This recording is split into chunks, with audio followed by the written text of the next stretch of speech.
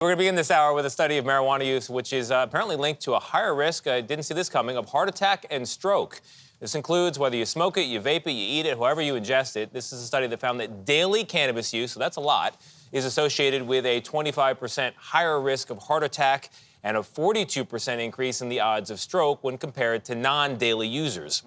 Cannabis is now legal just for fun in 24 states, plus the District of Columbia, and another 14 states allow it for medical use.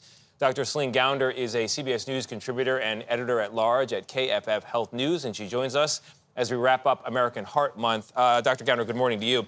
If you're consuming daily, you might have some stressors in your life that might tie into heart problems. So what do we know here? Is this causation or correlation? What's the theory? Well, that's a great question. So this is survey data where it's difficult to do this kind of research because cannabis remains a Schedule I drug under the DEA, so it's classified right alongside heroin. So that makes it very difficult to study. To answer that question, we don't have a direct answer to that question. But most people think of marijuana that it's, and I've never used it, but Tony can help us on this particular. And you were alive throughout the 60s and the I know, 70s. I was alive. It's an amazing fact. It's quite the accomplishment. I'm just a big square. But most people think of it as, many people think of it as medicinal or benign. That's why I was surprised to hear this. Well, you were not. I was not. Smoke is smoke is smoke. So if you're smoking cigarettes, if you're smoking cannabis, if it's wildfire smoke, people think these things are natural. Yeah. But smoke is still inhaled. You're inhaling these particles, these other chemicals, which can cause damage to your lung and your heart.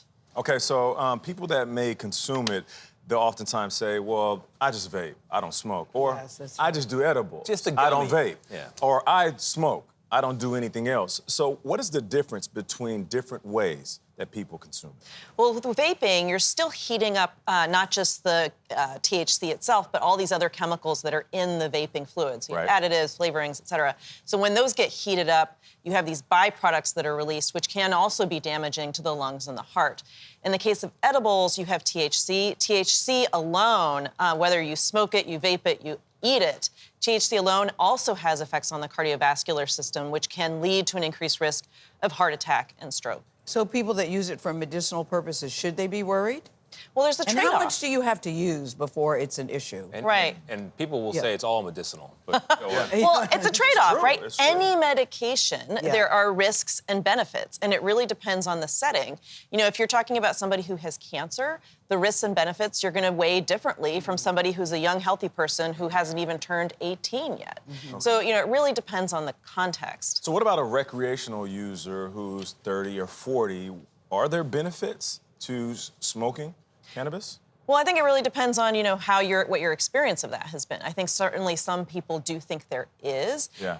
Is there a safe level of smoking? We don't know. Again, this relates to it's very difficult to do this kind of research to give you an answer. Is there Right. such a Yeah. thing as a safe level? So I'm trying to figure out the bottom line here, because you said we have this study, it could cause heart attack or stroke, but you have to weigh it to see whether it's worth it or not. Yeah. Well, I think, I'm trying to one figure out what concern to is do. we've seen cigarette smoking really decline, and we've seen lung cancer rates really decline.